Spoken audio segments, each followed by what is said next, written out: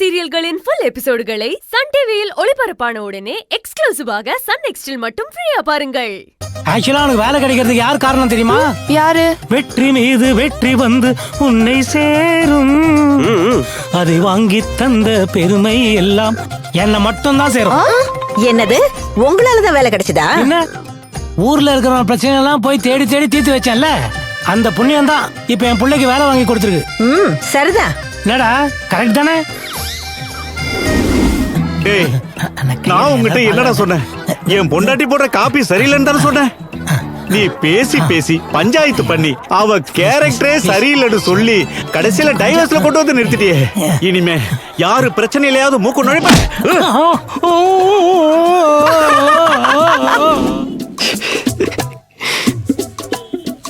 நீ எதுக்குடா சிரிக்கிற? இல்லக்கா, எல்லாரும் ஒண்ணு சொல்றாங்க, நீ மட்டும் ஒண்ணுமே சொல்லாம இருக்கியே. டேய், உனக்கு வேலை கிடைச்சது உன்னோட டேலண்டால. அதுல இங்க யாருக்குமே எந்த சம்பந்தமும் இல்ல. இதுல நான் சொல்றதுக்கு என்னடா இருக்கு? அதெல்லாம் இல்ல, என்னாலதான் வேலை கிடைச்சது. என்னாலதான் என்னாலதான் வேலை கிடைச்சது. என்னாலதான் என்னாலதான் என்னாலதான் வேலை கிடைச்சது. என்னாலதான். நிறுத்துங்க. சும்மா ஆளுக்கு ஆள் கத்திக்கிட்டு நந்தாவே கேட்போம். டேய் நந்தா, நல்லா யோசிச்சு சொல்டா. உனக்கு வேலை கிடைக்க யார் காரணம்? அப்பாவா, அம்மாவா, உன் அக்காவா, இல்ல உன் தம்பி தங்கச்சியா?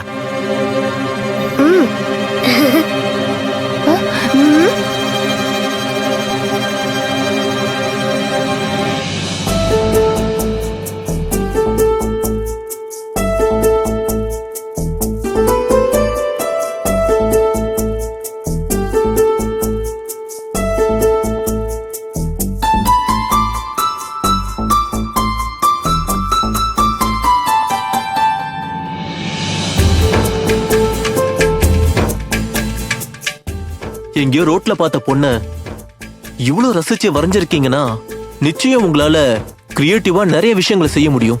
ஒரு அனிமேட்டருக்கு முக்கியமா இருக்க வேண்டியது கிரியேட்டிவிட்டி அண்ட் அப்சர்வேஷன் தான். அதுதான் இப்போ உங்களுக்கு இந்த கம்பெனில வேலை வாங்கி கொடுத்துருக்கு. சார், சீரியஸாவா சொல்றீங்க? இல்ல, ஜோக் பண்றேன். அப்படியே கிளம்புறீங்களா? சார் இல்ல சார். அப்புறம் என்ன நந்தா, இவ்வளவு கிரியேட்டிவா இருக்கீங்க, அதே அளவுக்கு கான்பிடென்டா இருக்க வேண்டாமா? இந்த நிமிஷத்துல இருந்து இந்த கம்பெனில நீங்க ஒரு அனிமேட்டர். ஏதோ சின்ன கிராமத்துல இருந்து வந்த தயக்கலாம் உங்களுக்கு இருக்கவே கூடாது. கண்டிப்பா sir. So welcome on board Nanda. Congrats. Thank you sir. உங்க டேக் ஹோம் salary 1 lakh.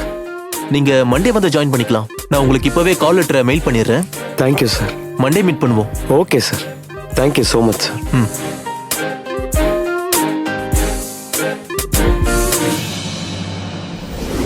உண்மையை சொல்லணும்னா எனக்கு அவளால தான் வேலை கிடைச்சு. அண்ணா சொல்லுண்ணா. டேய் சொல்லுடா. ஐயோ, என்ன ஆளோடுங்கப்பா சாமி, நான் கிளம்புறேன். அண்ணா நில்லுண்ணா, சொல்லிட்டு போனா. ஐயோ, கருகிற வாட வருதே. எங்க ஓடுற? என்னப்பா பண்றீங்க? யாரால உனக்கு வேலை கிடைச்சதுன்னு கேட்டா நீ எஸ்கேப் ஆகி மேல ஓடி வர. முதல்ல யாராலன்னு சொல்லு. அத சொன்னா நீங்க எல்லாம் என் மேல கோச்சுப்பீங்களே. என்னடா சொல்ற? அது ஒண்ணும் இல்லப்பா. இப்ப எனக்கு வேலை கிடைச்சதுக்கு காரணம் நீங்க தான் சொன்னா ஸ்ருதி கோச்சுப்பா, ஸ்ருதி தான் சொன்னா தம்பி கோச்சுப்பா. அததான் அப்படி சொன்னேன். என்ன கேட்டா எனக்கு வேலை கிடைச்சதுக்கு காரணம் நீங்க எல்லாரும் தான்ப்பா. அக்காவையும் சேர்த்துதான் சொல்றேன்.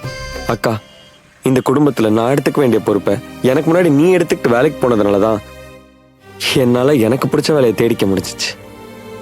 இல்லனா ஏதோ ஒரு வேலைக்கு தானேக்கா போயிருப்பேன். அக்கா, எனக்கு 1 லட்சம் ரூபாய் சம்பளத்துக்கு வேலை கிடைச்சிருக்கு. இனிமே நீ வேலைக்கெல்லாம் போவேனாக்கா. உங்க எல்லாரோட சப்போர்ட்னால தான் எனக்கு வேலை கிடைச்சிருக்கு.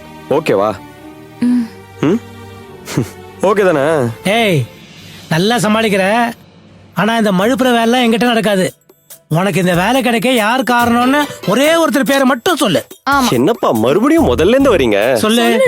சொல்லுங்க ப்ளீஸ். சொல்லு ப்ளீஸ். இப்போ என்ன, ஒரு பேர் சொல்லணும் அவ்வளவுதானே? ஆமா. 1 2 3 ஆள விடுங்க சாமி. டேய் பாருடா.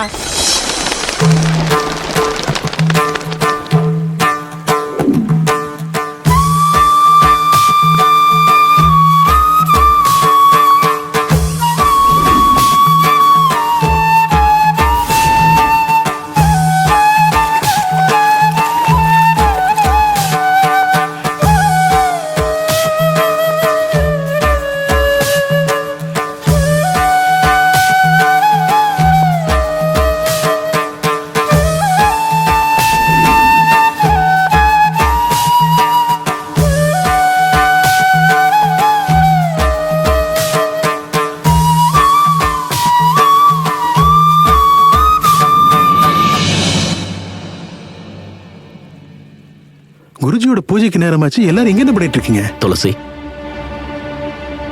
இன்னைக்கு இருக்கிற நிலைமை பார்த்தா பூஜை நடக்குமான்னு தெரியல துளசி.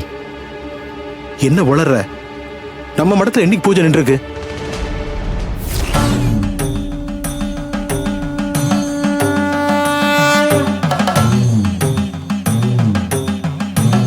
குருஜி, குருஜி, குருஜி, நான் இந்த மடத்துக்கு வந்து 30 வருஷம் ஆச்சு. இது வரைக்கும் நீங்க ஒரு தடவை கூட நேரம் தவறி பூஜை பண்ணதே இல்லை. இவங்கெல்லாம் என்னென்னமோ சொல்றாங்க. என்ன ஆச்சு? என்ன நடந்துச்சுன்னு தெரிஞ்சுக்கணுமா? அந்த பாலை எடுத்து சிவனுக்கு அபிஷேகம் பண்ண, உனக்கே தெரியும்.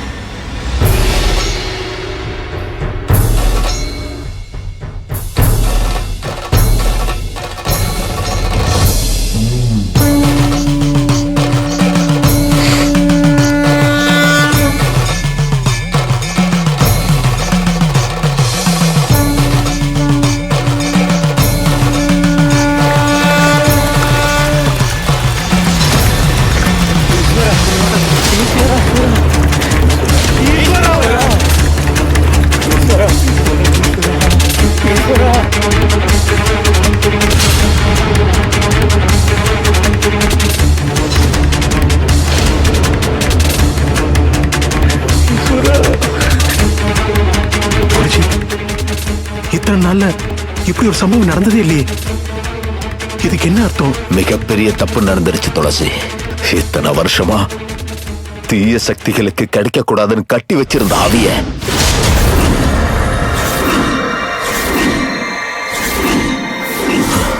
யாரோ விடுவிச்சுட்டாங்க. பெட்டியை உடைச்சு துறகையா?